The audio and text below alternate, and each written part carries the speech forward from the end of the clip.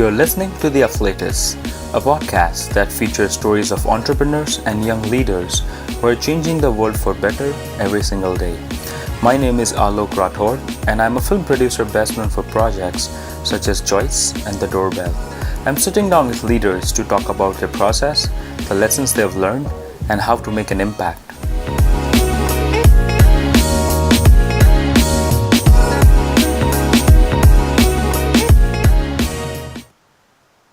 In this episode, Zef talks about growing up in an immigrant household, the importance of education, and his upcoming business ventures. Welcome to the show, Zef. Hi, Ella. Thanks for having me. Great. So, what's your story? So, I'm actually the first son of immigrant parents. I'm a first generation American, and my parents were from Albania, which is in Eastern Europe. So, I grew up in an immigrant household. My grandfather was the one that emigrated here. And basically, the way I was raised was in a entrepreneurial household where I was really told to just strive to be my best, and that really drove most of my younger years up until now, and it's given me the background to take chances and do the things that I'm doing now through college. How did your education play a role in helping you develop a career? I'm a very big advocate for education. I actually think education is what gives us the tools that we need to accomplish the things we want to. And that doesn't necessarily mean formal educations like college, although I think that might be one of the easier ways to do so. Um, there are now, especially with the internet, it's possible to get education everywhere you go, whether it be YouTube, Google, encyclopedias, online courses, what have you. So I actually was lucky enough to be a student at Harvard University. I'm currently still a student there. And I am studying economics, but I also have used a lot of the things I've learned, particularly things in finance, statistics, accounting, for my businesses. And so learning from these professors, getting not just the knowledge they provide from the textbooks and from their own experiences, but also getting the experience of practicing what they teach us has really helped me forward myself leaps and bounds, because I've seen how it actually practically becomes useful in real life and learn things that I might not have if I had just read it. So I think the education of really being able to work with these teachers and use what I learn has been the biggest impact that I've had. And I wouldn't have been able to do it if I hadn't had the opportunity to study at Harvard and really get the nuances that they teach us there. Yeah, that's great. And that's something that I could also identify with because I'm the first person from my family to actually go to college and get a degree. And I can also trace back a lot of success that I've had recently in my professional life back to Harvard because it really gave me not only like a good understanding of the concepts that they teach, but also how it is applied in real life and how we can learn so much from other people's point of view because that's something that was not the case when I was studying in India. So a lot of education was one dimensional and everything that you learned was from the professor and everything that he said was right, or like you just cannot question that authority there. And Definitely. while it might help to like understand few things right, it does not give you like a broader perspective. And in a lot of ways, like my mind also really opened up once I went to Harvard.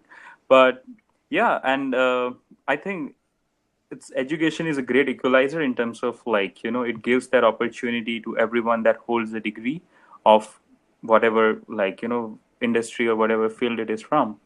But yeah, I Definitely. think I would also say that education is like a really strong uh, tool that you have in your toolbox if you can get it.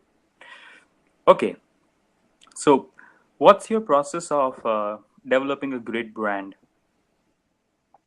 So I think the key to a great brand really stems from what a person is trying to do with that brand. And so, for example, Walmart is known for its really low prices. And so the branding they've built has been specific to providing the best prices available, not necessarily the highest quality or the easiest access, but simply the very best pricing that you can get anywhere. Whereas something like Apple, they've launched with the idea of highest quality and being a part of a system, something that's changing the world, revolutionary. And so everybody buys into it, even though their prices are so much higher than the competition, simply because of that branding that they've developed. And so the way I go about branding is by thinking about exactly what it is that I want to portray with my company and then develop from there. So, for example, Charm by Vataj, my clothing company, particularly in suits, when I started it, I had the express idea of wanting suits to be more affordable for people because I myself, as a college student, was having difficulty finding well fitting suits that were actually something in my price range unless I waited for crazy sales and bought them off the rack. And then still, I'd have to go get them fitted, tailored, or whatever to fit my body. And so that was the first major thing was, very, very affordable pricing for people who want to be able to wear these suits.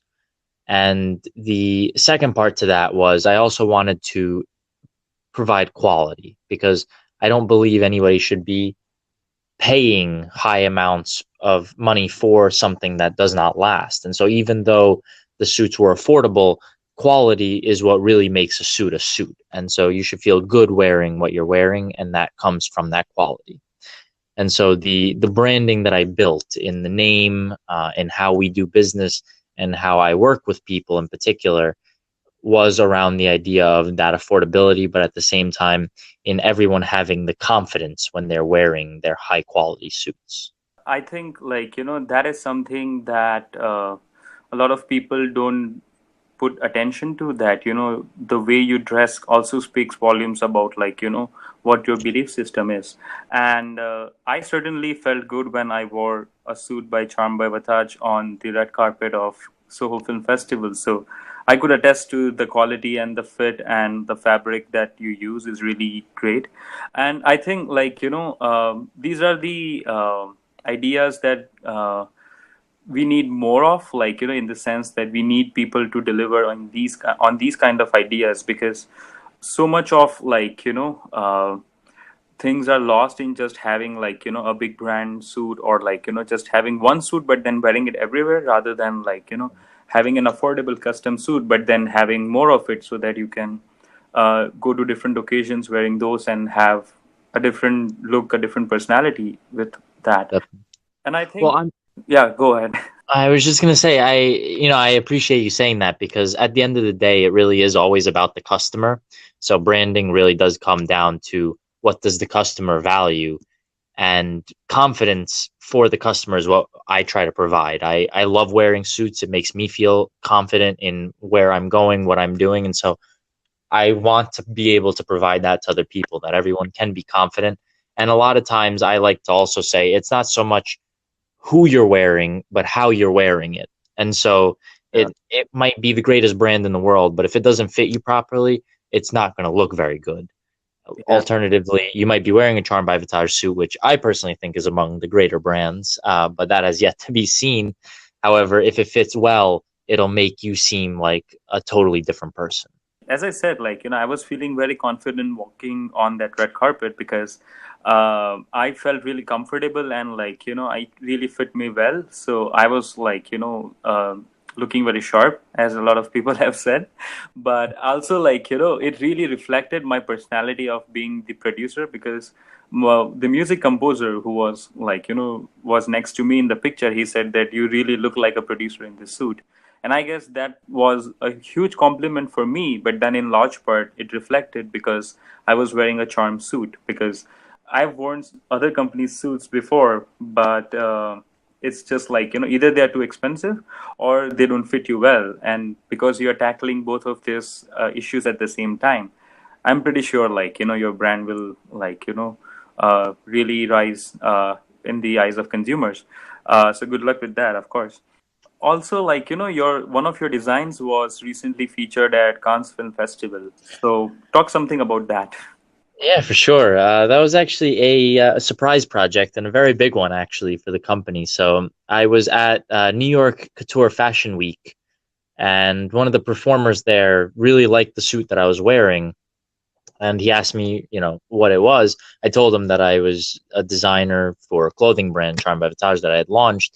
And he actually asked me to design a jacket for him for his Cannes Film Festival performance at one of the fashion shows. He had performed the year before, but he hadn't gotten great reactions from the tuxedo he'd worn because it was just too ubiquitous. Everyone there was in a tuxedo, so it just blended. He didn't stand out. And so this year, when I created his, it was inspired a little bit from The Greatest Showman, which I'm sure many of the listeners will have Love it. watched since it just came out. Yeah. And it also had a little bit of an inspiration from the British military uniforms because he actually plays the Union Jack guitar, which is pretty cool. And so that combined really brought out a lot of his performance and his personality. And so at the performance, he got a lot of compliments, a lot of images.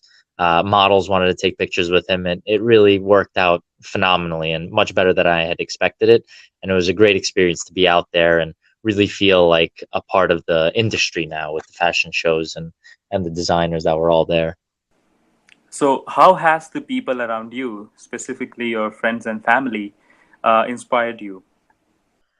So I actually get a lot of inspiration from many different places, but my family in particular has been a huge inspiration for me. My grandfather came from Europe, and he didn't have much education, but he made something of himself here without having spoken English, simply through hard work and through determination. He did what most would have considered impossible. And my parents did the same. My father, he was the first of my family to go to college, but he's taken up the family business and expanded it himself much further beyond what we could have imagined in real estate. And my mom, along with my father, helped raise me and teach me. And so seeing them and how dedicated they were to their work and the things they've done really pushes me to do the same, just to be dedicated, never quit, never give up. And then, other parts of my family and certainly friends as well. I hear stories of all the difficulties that they've had to go through, and yet I see them still going forward and never giving up with that determination, that grit.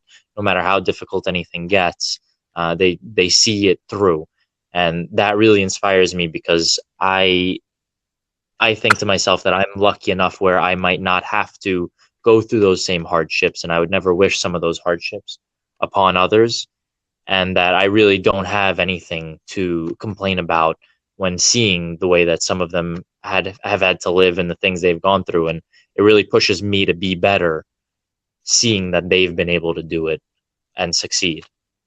I kind of come from, like, the same mindset where my family business was uh, started by my grandfather, and he really has been my inspiration all these years because he was the one who decided not to take the conventional route of either a government job or, like, settling into like some other well-paying occupation, but he decided to chart the course of his own destiny. And I think that's why I'm really inspired by him, because he uh, after he retired from the Air Force, he didn't really have any marketable skills. So he learned how to fix the radios, because the radios were like the iPhones back in the day. And Yeah. felt that, okay, if we can fix radios, then we can, like, maybe make a business out of it, which he did. And then, like, once he made some money from that, he thought that maybe we can also sell radios now. So he started selling the radios. Then he thought that, okay, I have some money, so maybe I can also sell televisions now. And that's how it began. So he kept putting back money into the business, and today it has grown to a point where, like, we all can um, live a very comfortable life, like my family members and me. But then it also taught me a very important lesson that, you don't really need to have any a particular set of skills to be able to make it big in that role or that industry. As far as you are a learner who can, like, adjust along the way, then you can pretty much do anything. For example, like, I don't come from a filmmaking background, nor I went to a film school, but I knew that, okay, if I'm good at, like, doing these certain skills, and if I'm able to learn them in short time, then I can make, like, a career out of it, which I did. And, like, here I am 5 films later. So I think that we have that in common, where we derive a lot of inspiration from our grandfather specifically, which ironically both Definitely. of them dropped out after fourth grade. But and yeah, of course, my mom and my dad, because they really made some sacrifices so that I can, like, have a good education and I can do well, while they, like, give up on certain comforts. So I guess that's really commendable. And I guess maybe it's in a way, like, a theme of immigrant family, where people really come together to support you. Not to say that it doesn't in other families, but then I guess it's more so with immigrants, I think. It might be that just being in a new place or a new setting where you don't know the language, you don't know others, and so you kind of have to stick with the people you have and the people you know to really push you through all the Yeah. difficulties. How would you say is your leadership style different than others? So there's a lot of different leadership styles, and I wouldn't say mine's anything particularly special or out of the ordinary necessarily, but I really believe in leading by example in particular. I'm not a person that subscribes to the mentality of do as I say, not as I do. I like to have experienced something myself before I tell someone else to do it. Or if I were to give advice, it would be something that I myself would take, not necessarily something that I would disagree with. So for my leadership, for example, in companies or with people I work with, I like to go through the process of trying everything first, whether it be packaging and shipping materials, whether it be warehouse cleanups, whether it be the design itself, the actual mending of clothing, or the financials, the accounting, whatever it might be, just so that I understand the difficulties that come with each individual job, and that way I know what to expect from others as well. And so that I won't be too hard on them, but at the same time, so that I'll be fair and knowing that this can be done, even if it is difficult. That's a good way to balance, I think, between, like, the top level leadership and, like, low level execution. Because a lot of times people get lost by the idea that, okay, because I'm the CEO or because I run the show from the top, then, like, you have to do as I say or follow everything as I say. And that's like, really, that leads to really disastrous results. And I've seen that, like, I've seen so many businesses fall apart around me like that. And I could say that, that's not a good way to go. At the same time, uh, you know just by thinking from, like, a purely low level execution point of view and not thinking of larger strategies, uh, doesn't allow your business to grow quickly, where you don't recognize opportunities and just, like, are executing, trying to be efficient at the low level.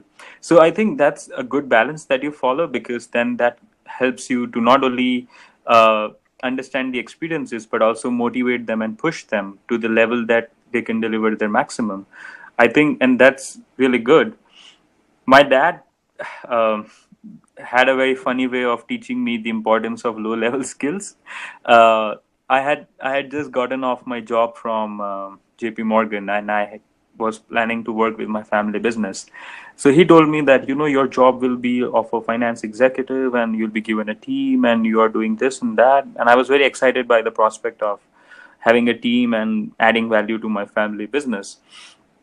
But then the first day I arrived at the job, he told me that your job for the next week is to mop the floor and clean the windows.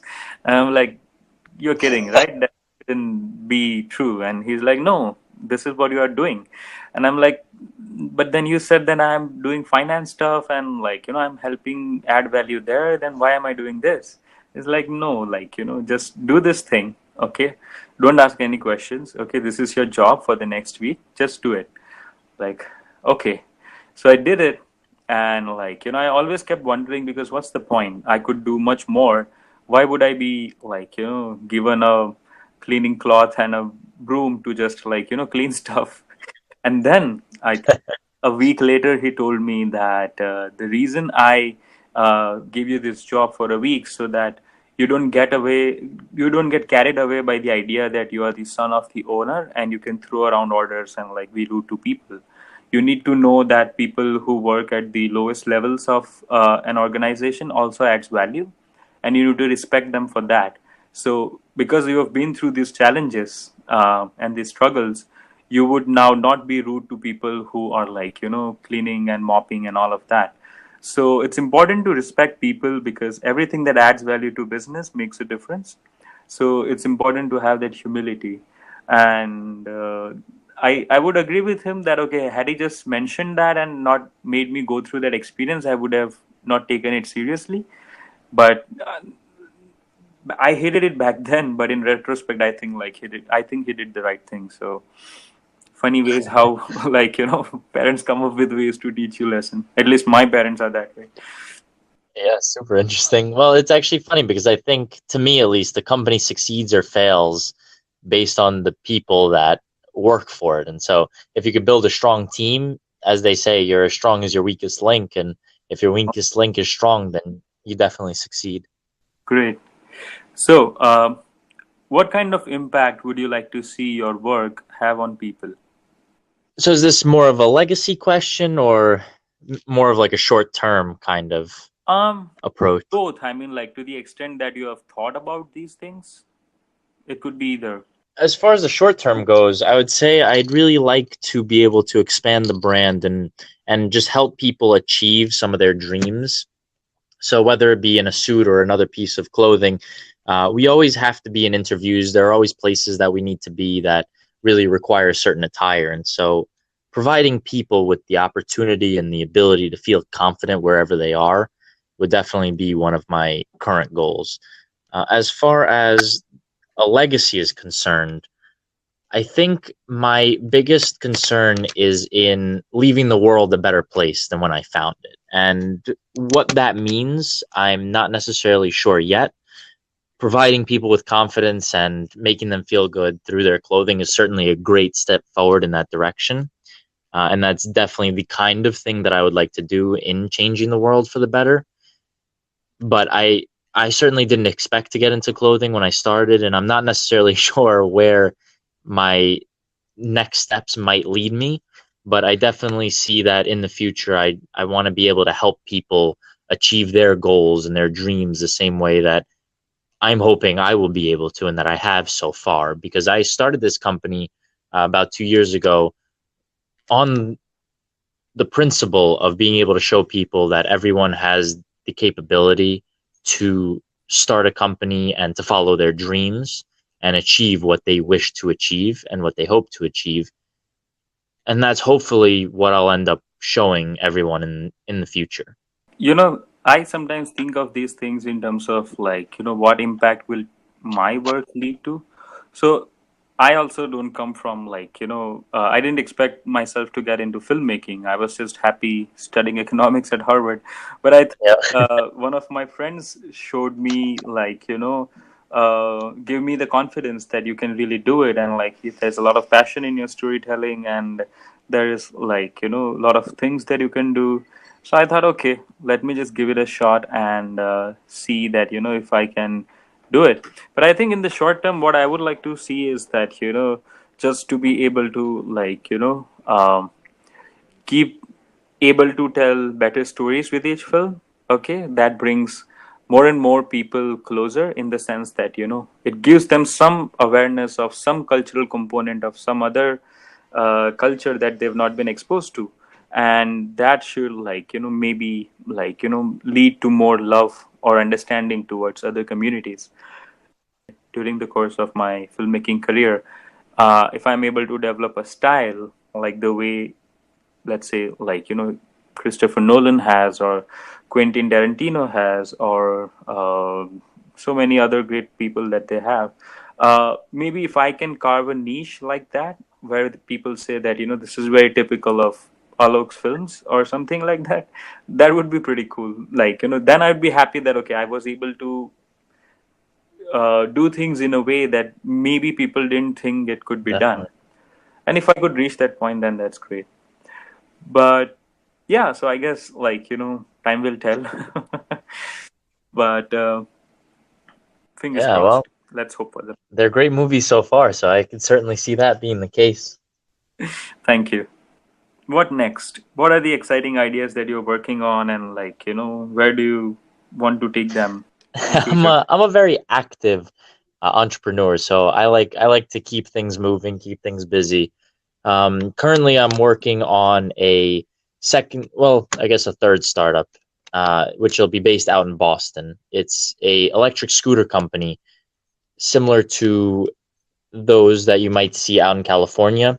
It has a similar model to city bikes in New York, but instead of being entirely docked, where you place them in one of those preset stations, you can actually leave them at any bike stands and pick them up again via an app on the phone. And the app just unlocks them, you pay, and you're on your way. The idea is to get people like myself, for example, who are always in suits or on hot days, or just who want to go out and have a little bit of fun in the cities and not be stuck in traffic or have to pay a huge amount for Ubers everywhere they go. It'll be a new option Right. to travel. So that's the next big one coming out in this July, actually. And another Hmm. project I've worked on for the past year or so is called Foresight. Actually, it's based in New York City. We help underprivileged high school students develop their professional skills so that they're able to aspire to strive for and achieve, hopefully, their goals, whether it be in education, internships, jobs, or anything else they so choose. And we provide them resources to help them and contacts to hopefully propel them onto that path. Um, Right. and as a side project, when things slow down, I do take up um, consulting, particularly in finance, but general business development and strategy as well. And that's been a pretty fun activity, at least thus far this summer. That's great. These are all amazing ideas, and I hope that, you are able to develop them and execute on all the strategies so that, they continue to deliver value to the customers. And I'm really excited to see, like, what shape or form these ideas will take as you go Appreciate ahead, because just listening to these ideas excites me, like, in terms of the possibilities that are out there.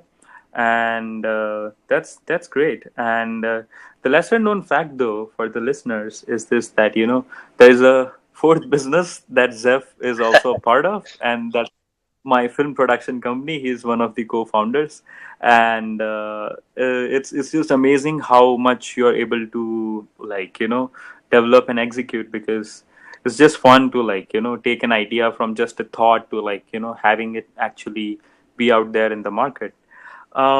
There's something that I'm kind of also thinking of developing, something in food Sure. space. Exciting prospects, and, like, a lot to achieve and a lot to see. Um, Great. So thank you so much for being on the show, Zeph, and thank you so much for sharing all your insights and your ideas and all the experiences from your education life, your family life, all your professional life. That really gives us the insights into, like, the kind of leader you are. Rest Appreciate it. And same to you, Alok. and And all the hopefully to the best to you. viewers listening out there, if they're interested, they should all feel free to contact me. I'm on Instagram, I'm on Facebook, and you can find my emails on there as well, and LinkedIn, of course. So I'll put all the links in the appreciate it. description And of the this is a episode this so is a you great can find me podcast, easily. though. Hopefully it helps a lot of people. Yeah, thank you. You've been listening to The Afflatus. If you like what you've heard, do us a favor and share the episode with your network on social media. It helps. If you would like to know more about the show or share your opinion on the episodes, Connect with us on facebook.com/unciafilms.